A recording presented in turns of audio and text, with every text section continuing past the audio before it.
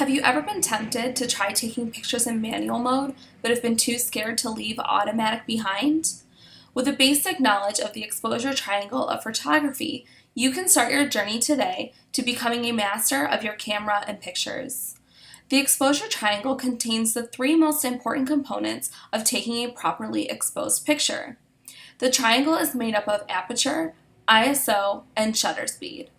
When shooting in manual, you are responsible for choosing the appropriate settings for each, and the combination of them produce a well-lit and in-focus image. Aperture refers to the opening in the lens that lets light into the camera. Think of aperture like your eye. The pupil is the aperture, and it determines how much light is allowed into your eye or camera. F-stops are used as a way to measure aperture. As you can see in this image, the smaller the f-stop, like f1.8, the bigger the opening in the lens, and therefore the more light that is allowed in. You can also see that larger f-stops, like f22, have a smaller opening, letting in less light. Aperture also controls depth of field.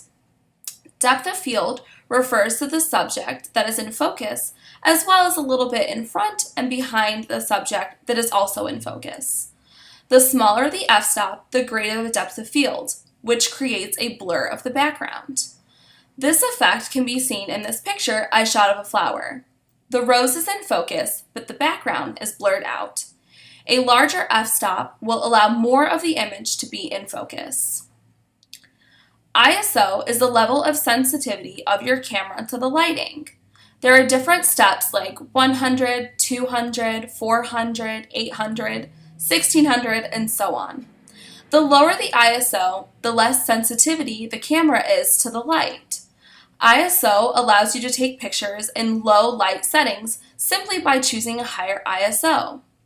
Higher ISOs create grain in a picture.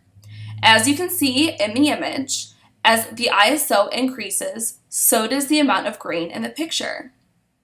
Grain isn't necessarily bad, as sometimes photographers will intentionally cause grain in order to achieve a certain effect, but the rule of thumb is to choose the lowest ISO possible to obtain the highest quality image. Shutter speed, also known as exposure time, refers to the length of time a camera's shutter is open, exposing the camera sensor to light. It's like blinking your eyes. The shutter speed is the amount of time that your eyes are open before we close it. A longer or slower shutter speed allows more light to enter the camera simply because the shutter is open longer.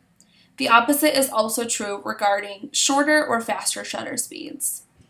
Shutter speed is also used to freeze the motion of your object if you use a fast shutter speed, or conversely, can give a blurred effect if you choose a long shutter speed.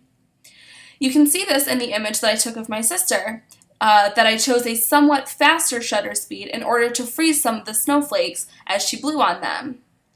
In this picture, I chose a very slow shutter speed in order to capture the lights of cars and buses as they drove by at night. There's a lot to think about when shooting in manual mode, but learning how to adjust the aperture, ISO, and shutter speed based on your current lighting situation will open you up to a whole new world of taking pictures.